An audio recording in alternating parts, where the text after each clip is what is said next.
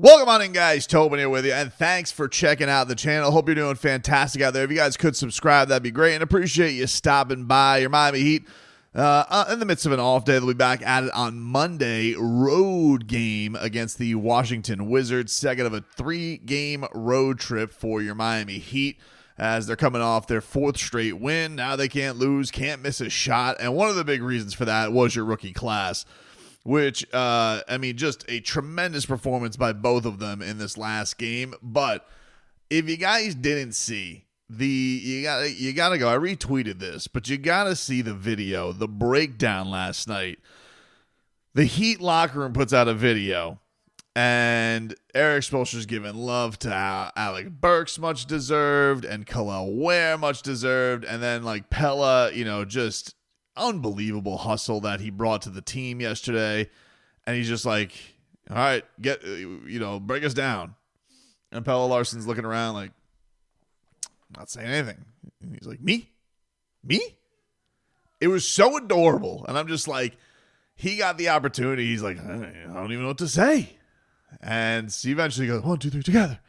Which it was so lovable, because Pelle Larsson, if you guys haven't watched this year, I almost feel like Pelle Larsson should have been getting more time throughout all this year. You could just see the infusion of energy that he brings to this team. Plays balls to the wall. Doesn't matter what the role is. Just seems like he is in there. He is stepping up in a big, big way, and that he is coming through with monster performances for this Miami Heat team. But it's not just that. It's the fact that his energy, not just with the intangible plays. It's not just that. It is also when his teammates do something great. This man is psychotic when it comes to the celebrations. He is going so bananas, so over the top on energy, that I'm like, it was so adorable to see him in a position where all right, what do you got for it? And he was like deer in head, didn't have anything. And I just thought that was so great. I love that moment. It was a delight to see that from Pelle Larsson as this Miami Heat team. And you can tell Spo is starting to go with, what a catch by, who was that? That's Stowers? Woo. Watch the Marlins right now as this goes on, as they are trying to win a series, a 4-game series against the Pirates as I record this. But it is great to see Spo is starting to give the love to the rookies that they so deserve with all of their with their performances. And Pelle and Kel'el, this is a master draft class by Adam Simon and the boys in the front office. They did a great job, and I think we saw a lot of this in Summer League. But, and I think particularly with Kel'el, one of the things that was great is you could tell that this has not been, it hasn't been the easiest relationship for Spo to put his arms around Kel'el Ware. There's a lot of expectations that he has of his big man, and everybody was just kind of let him play through it, let him play through it. And there is a standard that Spo likes to hold his players to. He's like, nah, I'm not just going to let you go out there. But one of the things that has definitely been noticeable is just noticing how much the rebounding has jumped for Ware, and especially where it was at the beginning of the losing streak to where he's starting to perform right now. Because as Spo put it yesterday, the young man is eating glass out there. Now, I like the difference in basketball. You're eating glass. In football, you're chewing glass. And a glass chewer is not the same as a glass eater. A glass eater is somebody going out there. They get you a lot of rebounds. You obviously are crashing the boards, which if the glass is, shattered, you're eating the glass. But if you're chewing glass, it almost, all time, a glass chewer on the Dolphins right now is Zach Sealer. That's a glass chewer because he's just so gnarly that you could imagine Zach Sealer's diet being made purely of glass. That's where it's now. You don't want to be made of glass because then you look like an ass, but you want yourself to be in a position where on football you chew glass and in basketball you eat glass. And Kel'el Ware has certainly been doing a lot of that in his last handful of games. The rebounding has shown up. Double-digit rebounds in 4 out of 5 of his last games. And he's shown up in a big, big way. So that's been another impressive thing to see from Miami in this whole season. Because one thing that was noticeable, very much so with yesterday's game, and talked a little bit about this in the recap, Jaime Jaquez Jr. is on the outs, dude. I mean, the Miami Heat have won 4 straight, and his playing time has basically been finally erased from the rotation. He is fallen out. His last 4 games, this is what we've gotten from Jaime: 2 minutes, no field goal attempts. Then he got a DNP, coach's decision, on Thursday, excuse me. Tuesday against the Warriors, he got 4 minutes in a blowout, no field goal attempts. And then Sunday in a blowout against the Hornets, he got 6 minutes, no field goal attempts. Very noticeable, because before that, Jaime Jaquez, they were rolling him out there. They were giving him some time to go and try and figure some things out and get things going. 15 minutes before that, he was getting 28, 30, 27, 31. Like, it really felt like for the team during the losing streak, there was a point where they were starting Jaime. They were like, Jaime, this is sink or swim time. And there really wasn't a performance where you could hang your hat on and be like, that's definitely given to us. And I think it's interesting because I think a lot of the things that Pelle has brought to the table this year, from an energy standpoint, from just a cutting, from a playing with speed to, just throwing him to the wolves and defending against guys, I feel like he's pulled a lot of that out that Jaime just hasn't been able to tap into with this year. It's been nothing short of a disaster, I think, for Jaime. You can't even call it a sophomore slump right now. This is in a lot of ways, I think, a lost year for him. This has been what you can declare a step back. Now, maybe somebody will, get tripped up and he'll get another opportunity. Things can always work out like that, a la Duncan Robinson, Alec Burks, which is going on right now.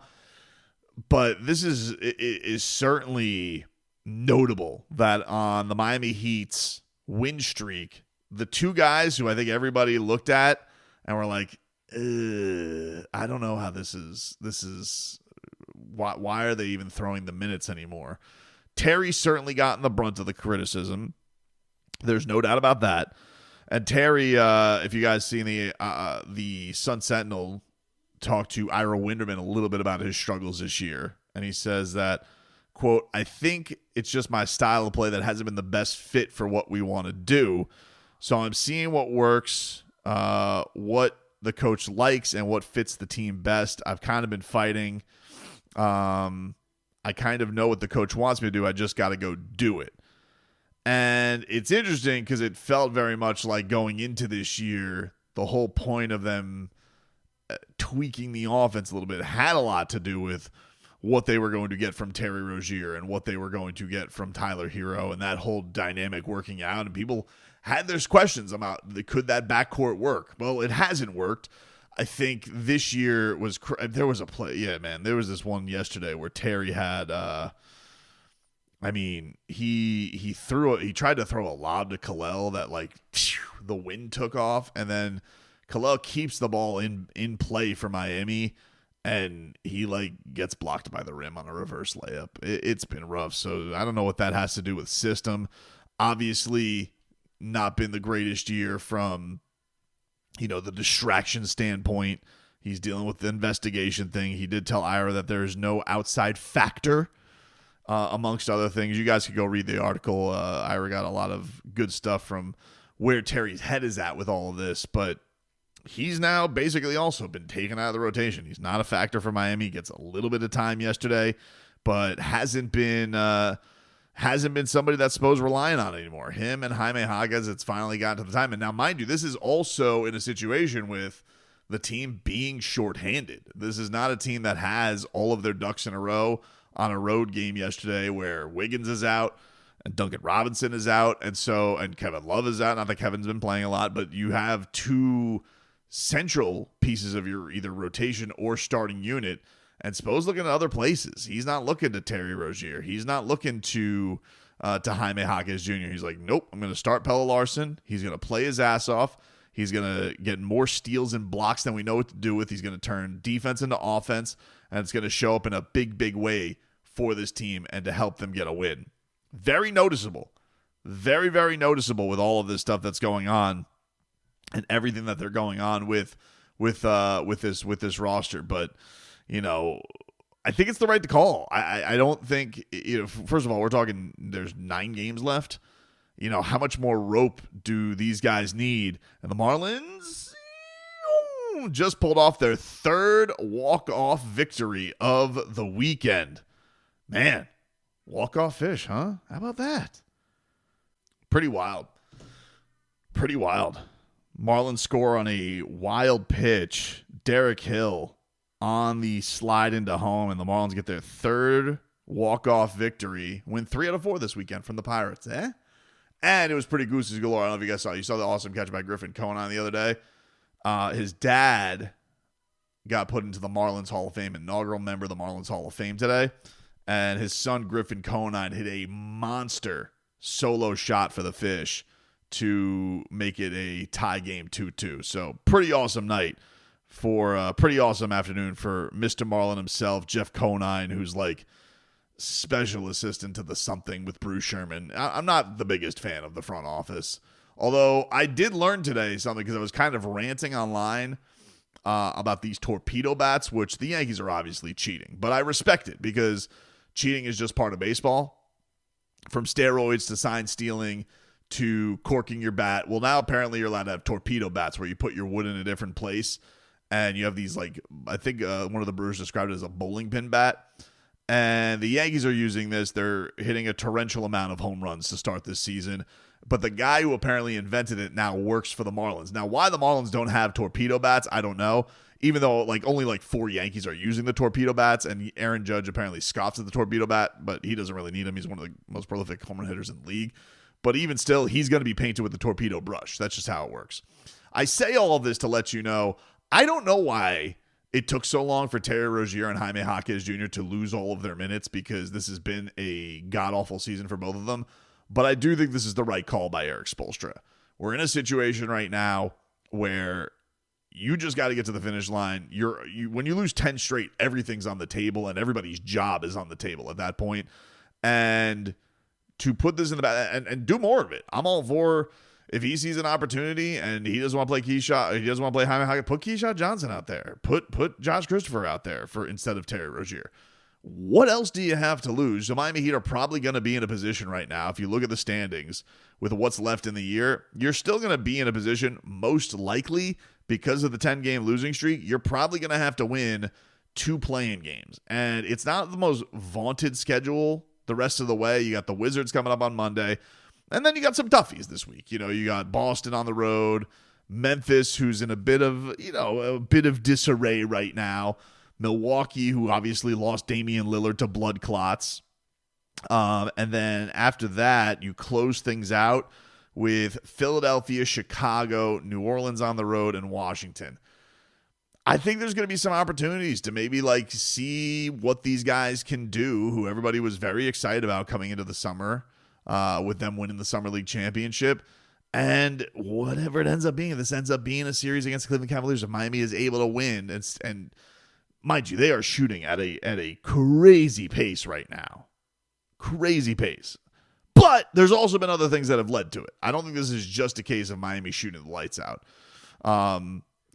Certainly their offense has been juiced up, but there's also been games where they've been able to hold them defensively, their opponents, and have done a good job with that. And Spo has been happy with where the defense is at. So there is an element now that they're not in the doldrums of the tankathon. All right, well, what positive can you get out of this that's going to be actual momentum? And then do they get Nico back? Will that be a possibility before the end of the year too, with the clock winding out? I would imagine that's a better answer we'll get when they return home. But for now, I love seeing the rookie class step up in a big way to help this team win.